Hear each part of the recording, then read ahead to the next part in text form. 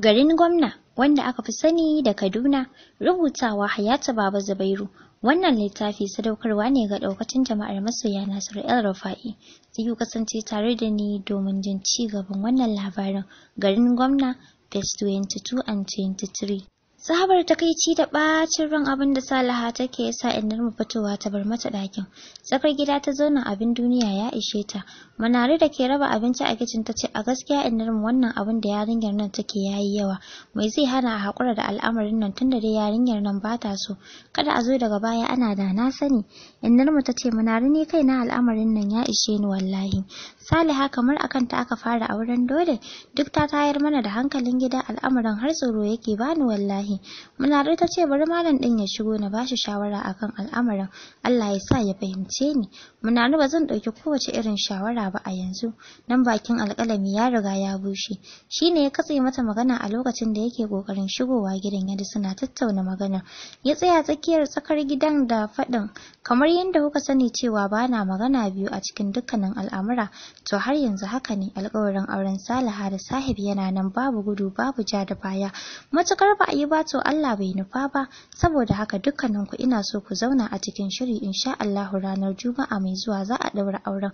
Munari ta kalle shi da sauri tana mamakin maganarsa. Yace kwarai kuwa saboda irin rashin arzikin da yarinyar nan take yi yasa na yanke wannan hukuncin. Yanzu na shaida wa Mukutar cewa duk wani abu da za su kawo na aure su kawo kafin zuwan ranar insha Allah. Sai na cika alƙawari na. Innar mu ta sauki ajiyar zuciya a sanyaye ta ce to malam ubangiji Allah ya tabbatar da alkhairi.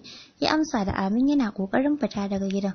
Sahib daurewa kawai yake yana sauraron tattaunawar da mahaifiyarsa da dan uwan nasa suke akan hukuncin da malam baba ya yanke. Yana dai zaune ne kawai yana jin su amma shi kadai ya san yanda yake ji a jikinsa.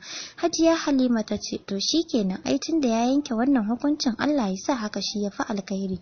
Sai ku tattauna yanda za a yi da kai da yar uwarka. Yace insha Allah gobe zan je gidanta da maganar zan kuma bata kuɗi masu kauri ta shiga kasuwa ta haɗo lefe. Ni kuma da kaina zan siyo akwatuna in ya so idan ya haɗa kayan sai a kai musu. Ta ce to shikenan Allah ya sa alkhairi a cikin al'amarin. Ya amsa da amin yana kallon ɗan uwan nasa. Tausayinsa yake ji sosai ganin yadda ya haɗa kansa da wahala. San yanda baya son ka. Babbar masifa ce hakika Saliha ta yi masa bazata dan bai taba tsammanin za ta ki Sahib ba sai gashi lokaci guda tana nuna masa kiyayya mai zafin gaske. A sanyaye ya ce Sabi ina fata dai kana shan magungunanka. Lumshe idan sai yi cikin dauriya ya ce ina sha kuma ina jin daɗin su sosai. Ya ce masha Allah duk wanda ya kare a ciki sai kai magana sannan ina so in sake tunasar maka da cewa ka daina sa damuwa a cikin zuciyarka din ita ce ke haddasa maka ciwo tunda dai mahaifin yarinyar nan ya matso da lokacin ɗaurin auren an kusa sai mu gode wa Allah. Ina fatan Allah ya sa idan an yi auren komai ya zama tarihi a tsakaninka da yarinyar. Ya amsa da amin yayin Mukutar na gode sosai da kulawarka a kaina. Hakika ina alfahari da kai ina roƙon Allah ya ci gaba da ɗaukaka min kai duniya da lahira. Cikin kulawa ya amsa da amin yana ɗan dukan kafaɗarsa.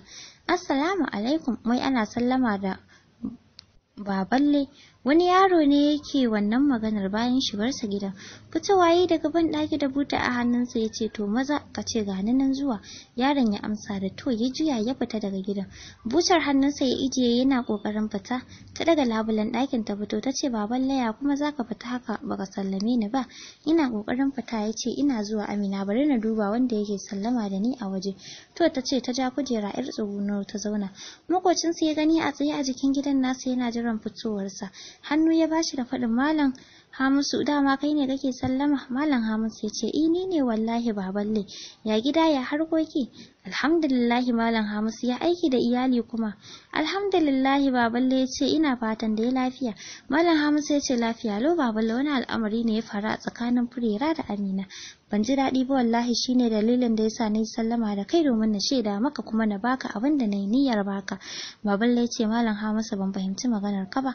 Ajiyar zuciya ya soke ya shiga zayyane masa abin da ya faru tsakanin Furera matarsa da Amina. Baballe ran sai ya ɓaci jin irin abin da Amina ta aikata wa makocin nasa. Ya ce Malam Hamisu dan Allah ka yi haƙuri da wannan al'amuran, ka san dai sha'anin mata sai haƙuri. In banda abin Amina waye yake mayar da hannun kyauta baya, wai ita haushin mai girma gwamna take yi akan ya kore ni daga aiki. Kwanaki ba sai da na zaunar da ita na faɗa mata gaskiyar lamari, na shaida mata cewa duk wani abu da Malam Nasiru El Rufa'i yake a jihar Kaduna yana yi ne akan tsari da sanin ya kamata.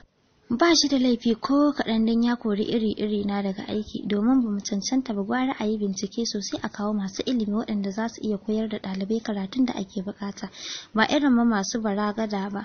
Ashe duk wannan bayanan da na yi mata bai sa ta daina zagin malam ba, to babu shakka sai na ɗauki mataki akan ta wallahi. Malam Hamisu ya ce baban haƙuri za ka yi, kada ka ce za ka yi mata mummunan hukunci, ka kyale ta don Allah, ka san kowa da irin fahimtarsa, amma duk wani mai hankali da tunani ya san wannan gwamnatin ta Rufa'i tana yin aiki da hankali gami da yin abin da ya dace. Baban shiru yayi takaicin Amina kamar ya kashe shi. Malam Hamisu ya mika masa ledojin ɗazu ya ce gashi wannan ni nayi niyyar sai maka da shi ganin irin halin da kake ci. Baballe ya sa hannu biyu ya karba yana faɗin nagode kwarai Malam Hamisu, Allah ya ƙara zumunci, nagode sosai. Malam Hamisu ya ce haba ai babu komai Baballe, an zama ɗaya. Kada ka samu damuwa. Hannu ya mika masa, suka yi sallama da juna, kowanne ya shiga gidansa. Da sauri ta je ta zauna kan kujera, gabanta na faduwa, sun san da ta da muryar makocin nasu ta je ta laɓe. A soro tana jin abin da suke tattaunawa, ganin fuskar sa a murjike yasa ita ma ta sha kunu. Yace Amina ashe baki da mutunci? Mike watsaye ta yi ta ce wannan wace irin magana ce Baballe? Yace kamar Malam Hamisu ya turo mana da abin arziki ki ci mutuncin matarsa? Me yasa yake da hasada da mugunta ne Amina? Shinkafa kwano biyu da gero kwano biyu, taliya leda 5 kike min bakin ciki? Wato kullun kin fi so ki turke ni na baki kuɗi ki je ki yi zubin adashi ko? To yanzu dai me kake nufi da wannan maganar da kake yi Baballe? Ina abin yake da har zan rage ne zubin adashi da shi. Daki ya shiga ya ajiye ledojin hannunsa ya fito rai a bace ya ce daga nan zuwa sati 2 kwabo na ta daina shiga hannunki. Wannan kayan abincin da Malam Hamisu ya bani su zaki sarrafa. Baka isa ba Baballe, ai ba Malam Hamisu ne yake da alhakin ciyar da ni ba. Kai ne kake da alhakin ciyar da ni, dan haka ni wallahi ba zan girka wannan abincin na Malam Hamisu ba. Lalle ko zaki dinga kwana da yunwa. Dan na rantse da Allah ina ganin abinci a gidana kwabo ba zan baki ba. Ina ga maganar sai ya buge rigarsa ya fita daga gidan. Amina zama ta yi tana hawaye, ita kam a ganin ta zubar da mutunci ne makocinka ya baka abin da zaka ci. Ba ta so Firera ta raina ta ko ta dinga hura mata hanci akan al'amuran. Shi yasa tun farko ta ki karfa saboda ba ta so wata rana su yi fada ta yi mata gori. Danta ne to ka ji dai yanda muka yi da mahaifin yarinyar nan Shafa'atu. Malam Tanko dai bai duba furfura ta bai ci min mutunci a gaban jikoki na, wannan dalilin yasa an ce to lallai sai ka saki yarinyar nan kamar yadda ya bukata. Ga mata nan duk a gari ka zaba ka dirje, ni zan shige maka gaba. Baba mahaifiyar ɗanta ne ce ke wannan maganar a lokacin da suke zaune a ɗakin ta ita da shi suna tattauna maganar. Ɗanta ne cikin ɓacin rai yake bin ƴaƴansa da kallo duk sun lalace sun rame, gashi saboda tsabar son zuciya da mugunta irin na Tanko ya kashe musu makaranta amma babu komai. Ya ji daɗin hukuncin da mahaifiyar tasu ta yanke na ɗauko yaran. Ba zai saki matarsa ba amma sai ya kuntata wa Tanko bacin rai a zuciyarsa. Cikin tausasawa ya ce babu ki yi haƙuri ki daina maganar na saki Shafa'atu. Yanzu idan na sake ta buƙatar su ta biya, dama haka yake so. Ki rabu da shi, ni na san abin da zan aikata masa wanda zai sanya shi sawunsa alkafani. Ya dawo min da matata, yara kuma na ji daɗi da kika dawo da su gaban ki, dama ina jin ciwon rashin zuwan su makaranta. Insha Allah gobe zan je makarantar tasu mu tattauna da malama. Amma ba zan saki Shafa'atu ba sai na kuntata wa Malam Tanko bakin ciki. Baba ta ce to ai babu damuwa ɗanta ne, ni ma zan fi so Shafa'atu ta dawo ta rike ƴaƴanta, tunda ka ce haka to zan ci gaba da yi muku addu'a Allah ya daidaita ku. Ɗanta ne ya amsa da amin, yana tunanin irin rashin arzikin da zai shuka wa surukin nasa. To alhamdulillah an gabatar da komai kamar yadda al'ada ta tanada. An kai wa kowace akwatunan lefanta gidansu. Mukutar ya yi kokari sosai da sosai, akwatuna su biyu ya siya iri ɗaya. Duk abin da Maryam take da shi Salaha tana da shi, hakanan abin da Salaha take da shi Maryam na da shi. Alhamdulillah komai yayi tsaf jama'a sai sanya albarka suke yi. Bangaren Baba Rakiya shiri suke sosai, yayin da bangaren gidan Malam Baba suke gudanar da al'amuran cikin kasala da sanyin jiki, kasancewar rashin walwalar da amaryar take ciki. Bangaren Mugutar da amaryarsa Maryam komai na tafiya daidai, sun shirya komai kan tsari. Suna ci gaba da gudanar da soyayyar su, ranar ɗaurin aure kawai suke jira. Sahib da Salaha al'amarin dai sai addu'a a tsakaninsu, don babu wani ci gaba da aka samu kullum jiya yau.